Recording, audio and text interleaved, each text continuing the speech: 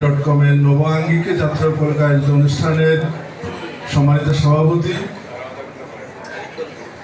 Bangladesh online press club Moulvibazar জেলা শাখার সম্মানিত সভাপতি শেখ মাহমুদুর রহমান, এখানে মঞ্চে উপস্থিত আছেন আমাদের জাতীয় গণমাধ্যম ইনস্টিটিউট, জাতীয় গণমাধ্যম কমিশন মৌলভীবাজার জেলা শাখার সম্মানিত সভাপতি বিশিষ্ট লেখক ডক্টর মোহাম্মদ আবু তাহের, এখানে মঞ্চে উপস্থিত আছেন বিশিষ্ট রাজনীতিবিদ, সমাজসেবক, সাংবাদিক মতিন বক্স, এখানে মঞ্চে উপস্থিত আছেন আমাদের মৌলভীবাজার জেলা ক্রীড়া সংস্থার সম্মানিত সদস্য, বিশিষ্ট ক্রীড়া সংগঠক অ্যাডভোকেট মুস্তাক আহমদ মম, দৈনিক মোহাম্মদ চিকনের সম্পাদক প্রকাশক শেখ সিরাজুল ইসলাম সিরাজ, এখানে উপস্থিত আছেন আমাদের একজন বীর মুক্তিযোদ্ধা মোহাম্মদ আইব আলী, মোস্তফা ইউপি ইউনিয়ন পরিষদের ভারপ্রাপ্ত চেয়ারম্যান ইমরান আহমদ সহ আমার সামনে উপস্থিত সম্মানিত সাংবাদিক এবং সুধীমণ্ডলী সবাইকে আমি শুভেচ্ছা জানাচ্ছি।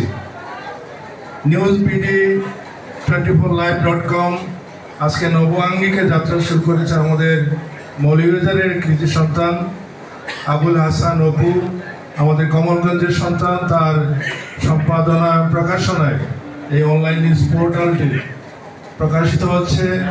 আপনারা ইতিমধ্যে জেনেছেন তিনি দক্ষিণ কোরিয়ায় বসবাস করেন, সাউথ কোরিয়ায়, এবং ঢাকায় তাদের অফিস আছে, এবং মৌলভীবাজারে আমাদের দায়িত্ব পালন করছেন আমাদের অনলাইন প্রেস ক্লাবের মৌলভীবাজার জেলা শাখার সভাপতি শেখ মাহমুদুর রহমান।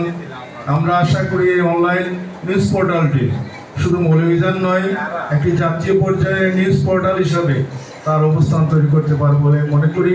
আজকে আপনারা প্রিন্ট মিডিয়ার কথা শুনেছেন। একসময় এই প্রিন্ট মিডিয়া যথেষ্ট জনপ্রিয়তা ছিল, কিন্তু এই প্রিন্ট মিডিয়া বর্তমানে অনেকটাই চাহিদা কমে গেছে, তার সার্কুলেশন অনেক কমে গেছে। তার কারণ আমাদের যে প্রিন্ট মাধ্যম যেটা আছে, সেই মাধ্যমে আজকের নিউজটা আমরা আগামীকাল দেখতে পাই, তাৎক্ষণিকভাবে আমরা নিউজটা পাই না। শুধু অনলাইন নিউজ পোর্টাল সেই অভাবটা আমাদের পূরণ করছে।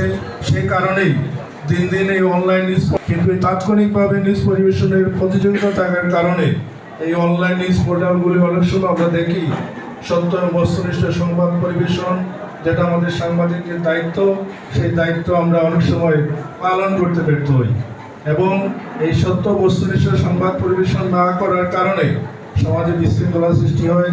এবং আমাদের মধ্যে এই অনলাইন নিউজ পোর্টালগুলো অসত্য এবং বস্তুনিষ্ঠ নয় এই ধরনের সংবাদ পরিবেশন করে পাশাপাশি আধা ঘন্টা 1 ঘন্টা পরে সেই নিউজটা ডিলিট করে দেওয়ার একটা সুযোগ থাকার কারণে আমরা কিন্তু অনেক সময় বিভ্রান্ত হই। তা আমরা আশা করি এখানে অনলাইনে